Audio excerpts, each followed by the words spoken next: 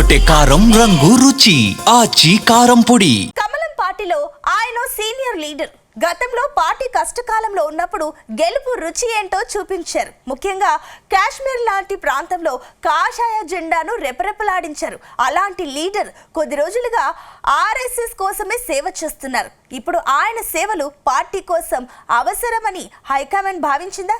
అందుకే ఆ నేతకు బెంగళూరు కార్పొరేషన్ ఎన్నికల బాధ్యతలు అప్పగించారా?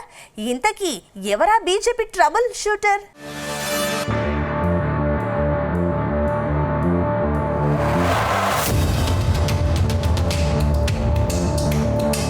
బీజేపీ మాజీ జాతీయ ప్రధాన కార్యదర్శి రామ్ మాధవ్ మళ్లీ యాక్టివ్ అయ్యారు. గత కొన్ని నెలలుగా పార్టీ అంతర్గత వ్యవహారాలకి పరిమితమైన రామ్ మాధవ్ ఇప్పుడు ఎన్నికల బాధ్యతలు చేపట్టనున్నారు. త్వరలో జరిగే గ్రేటర్ బెంగళూరు కార్పొరేషన్ ఎన్నికలకు బీజేపీ ఇన్ఛార్జిగా రామ్ మాధవ్ను అధిష్టానం నియమించింది. బెంగళూరు కార్పొరేషన్ ఎన్నికలను ప్రతిష్టాత్మకంగా తీసుకున్న బీజేపీ హైకమాండ్ అందుకే ఈ బాధ్యతలను రామ్ మాధవ్కు అప్పగించారని తెలుస్తోంది. మరో 2 ఏళ్ల తర్వాత కర్ణాటకలో ఎన్నికలు జరగబోతున్నాయి. ఆ ఎన్నికల్లో తిరిగి పవర్ కాపాడుకోవాలంటే బెంగళూరును చేతులు పట్టుకోవాలన్న పట్టుదలతో కమలం పార్టీ నేతలు ఉన్నారు. ఇప్పటికే బెంగళూరు ఎంపీగా తేజస్వి సూర్య ఉన్నారు. అయినప్పటికీ రామ్ మాధవ్కు బెంగళూరు బాధ్యతలు అప్పగిస్తే టార్గెట్ మరింత ఈజీ అవుతుందని కమలం పార్టీ పెద్దలు లెక్కలు వేసుకుంటున్నట్టు తెలుస్తోంది. అందుకే ఆయనకు తోడుగా సహా ఎన్నికల ఇన్ఛార్జీలుగా రాజస్థాన్ బీజేపీ రాష్ట్ర అధ్యక్షులు సతీష్ పునియా, మహారాష్ట్ర ఎమ్మెల్యే సంజయ్ ఉపాధ్యాయులను నియమించారని తెలుస్తోంది.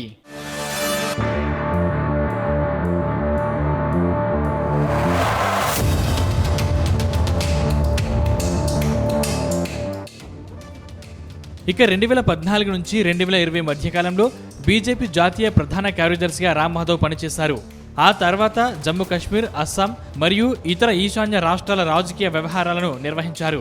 ఆ తర్వాత రామ్ మాధవ్ బీజేపీ జాతీయ ప్రధాన కార్యదర్శి పదవిని సైతం చేపట్టారు.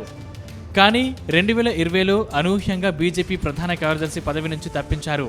అప్పటి నుంచి నిన్నటి వరకు రామ్ మాధవ్కు కేంద్రంలో ఎలాంటి పదవి దక్కలేదు.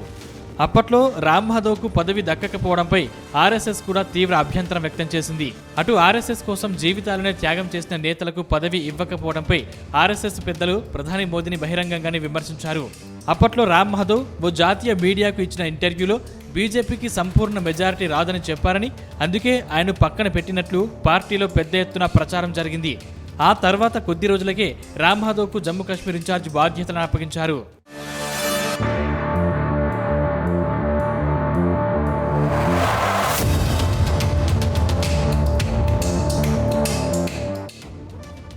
గతంలో జమ్మూ కాశ్మీర్లో బీజేపీని అధికారంలోకి తీసుకురావడంలో రామ్ మాధవ్ కీలక పాత్ర పోషించారు.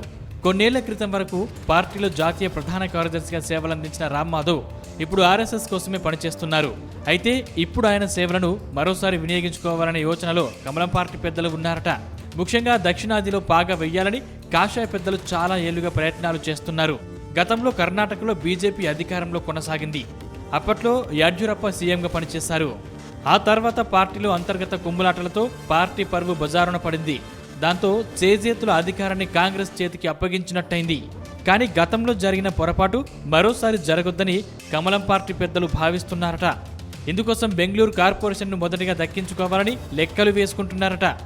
ఆ తర్వాత తెలంగాణ, ఏపీ, తమిళనాడు, కేరళ లాంటి రాష్ట్రాల్లో అధికారంలోకి రావాలని భావిస్తున్నారట. అందుకే ఇప్పుడు రామ్ మాధవ్ను మరోసారి రంగంలోకి దింపారని పార్టీ పెద్దలు చెప్తున్నారు. అయితే రామ్ మాధవ్ రీఎంట్రీపై కమలం పార్టీ పెద్దలు, ఆర్ఎస్ఎస్ నేతలు హర్షం వ్యక్తం చేశారని తెలుస్తోంది.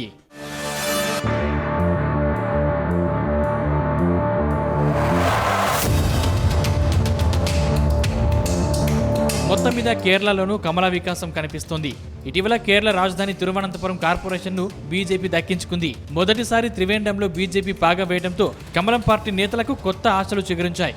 ఇప్పుడు ఇదే ఊపును బెంగళూరులోనూ కంటిన్యూ చేయాలని పార్టీ పెద్దలు భావిస్తున్నారు. అందుకే రామ్ మాధవ్కు బెంగళూరు ఎన్నికల బాధ్యతలు అప్పగించారని పార్టీ నేతలు చెప్తున్నారు.